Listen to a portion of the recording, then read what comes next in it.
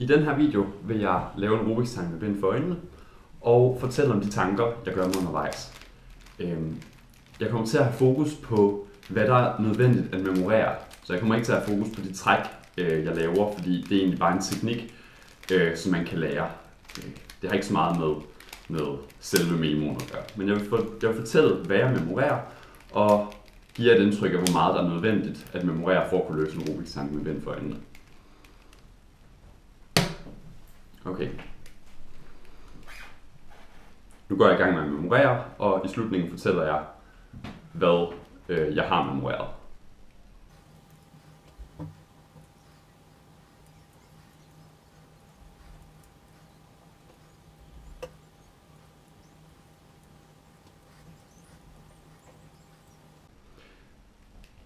Okay, så det første, jeg memorerer, det er en cirkusdirektør, som gnaver i en lysende gadefejer.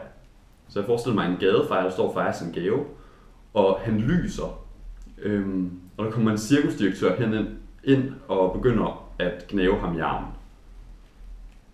Og det næste, jeg husker, det er et par underbukser, der slikker Moe fra The Simpsons.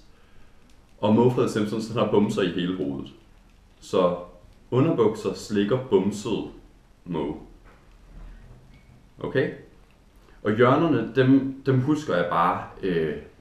Der er kun 8 hjørner, så dem kan man huske, ligesom man husker et telefonnummer. Det kan man bare gøre på gefyl. Så